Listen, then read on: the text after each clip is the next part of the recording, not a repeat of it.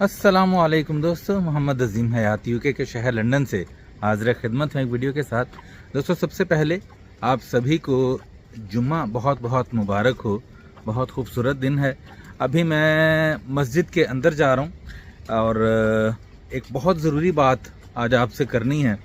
पहले मैं सोच रहा था कि जुम्मे से पहले करूँगा, लेकिन मैं जुम्मे की नमाज़ अदा करके जब बाहर निकलूँगा तब वो बात मुकम्मल करूँगा। वो इस वजह से कि कहीं जुम्मा जो है वो लेट ना हो जाए।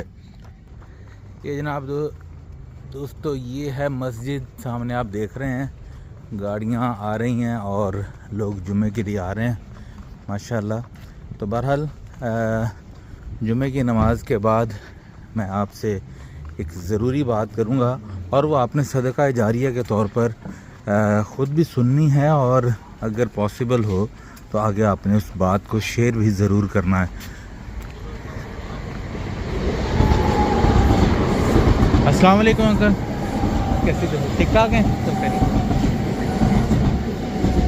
ये दोस्तों यहाँ पर साथ ही ट्रेन जो है वो गुजरती है ऊपर से और नीचे मस्जिद है।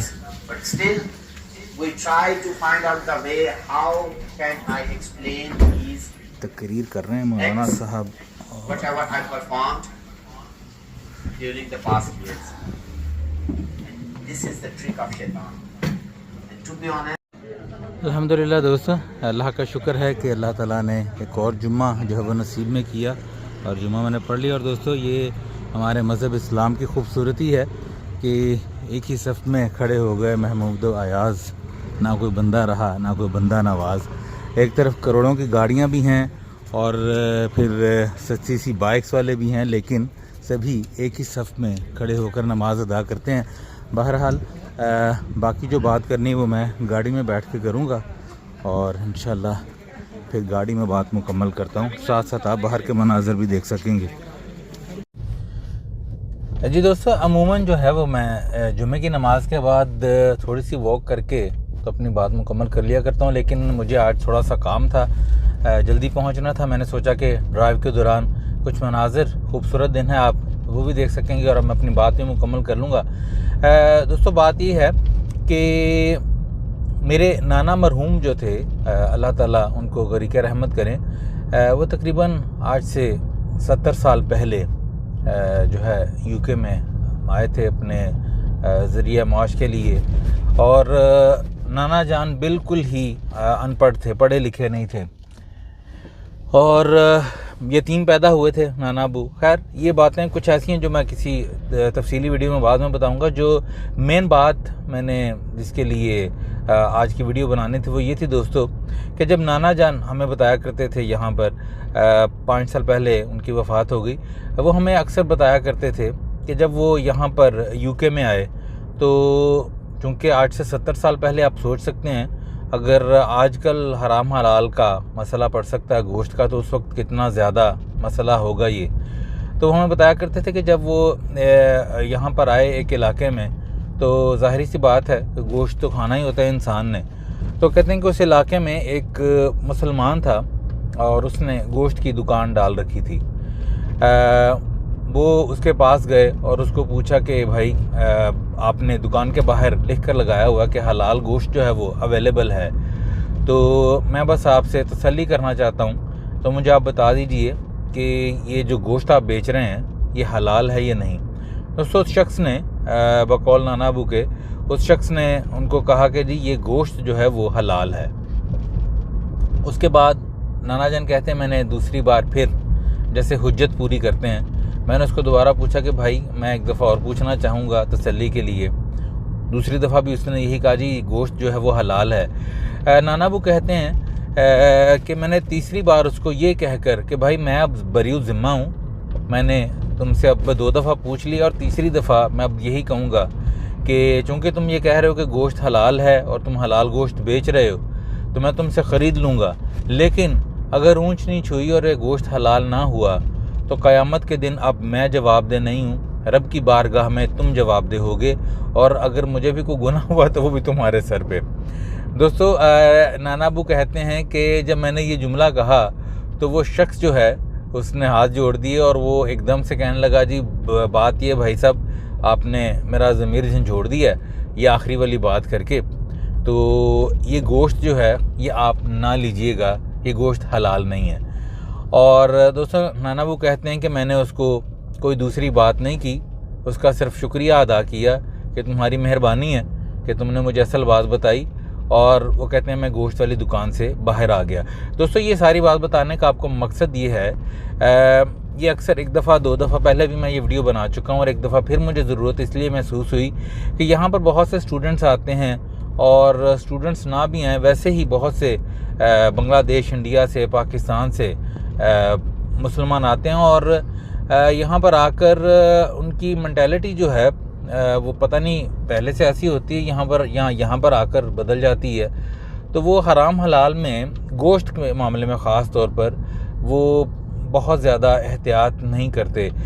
दोस्तों एक बात याद रखिए, अपने नाक़िस इल्म के मुताबिक मैं आपको ये बात बता रहा हूँ, और मेरी कोशिश होती है कि अपने चैनल के तवस्सुल से कोई ना कोई अच्छी बात मैं ज़रूर बताऊँ।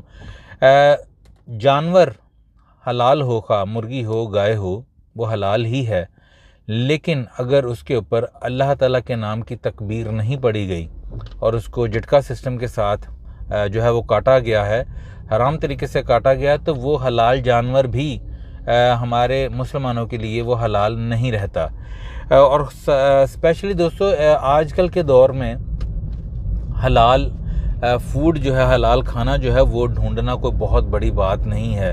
ख़ास तौर पे लंदन में, यूके में आपको जगह जगह खाना ये हलाल मिल जाता है। मैं ये वीडियो इसलिए बना रहा हूँ दोस्तों कि मशहूर रेस्टोरेंट्स जो हैं, मैं उनके नाम नहीं लूँगा, सिर्फ़ उनके बर्गर खाने की खातिर या उनके कुछ और डिशेस खाने की खातिर कि जी ये बहुत बड़ा नाम है, तो सिर्फ़ आप इस तसल्ली के ऊपर कि जी जानवर तो हलाल है ना, मुर्गी और बीफ है तो कोई मसला नहीं, तकबीर नहीं भी पड़ी तो खा लो।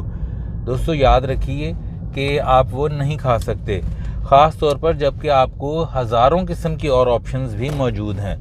तो मैं आपको अपनी वीडियो में दोबारा यही कहना चाहता हूँ, ख़ास तौर पर उन लोगों को जो नए आते हैं यहाँ पर और फिर आकर उल्टे सीधे फतवे भी ले लेते हैं, और या उनको कोई कॉलेज स्कूल्स वगैरह में या काम की जगहों पर कुछ ऐसे लोग मिल जाते हैं जो ऑलरेडी एहतियात नहीं करते हैं चीज़ों की, तो उनकी बातों में आकर वो इस तरह का गोश्त जो है वो खाना शुरू कर देते हैं। दोस्तों गोश्त जो है वो हम अगर एक दिन नहीं खाएंगे या थोड़ी सी कोशिश करके किसी और दुकान से, अच्छी दुकान से लेकर खा लेंगे तो उसमें कोई मुज़ायका नहीं है। लेकिन याद रखिए कि अगर हमने हराम गोश्त खा लिया अपनी बेहतियाती की वजह से, तो बरोज़े आखिरत आप जानते हैं, मुझसे अच्छा जानते हैं कि हमारी जो है वो पकड़ हो जाएगी इस चीज़ के लिए, और वो पकड़ कितनी शदीद होगी मेरे ख़्याल में उसके बारे में मुझे बताने की ज़रूरत नहीं है।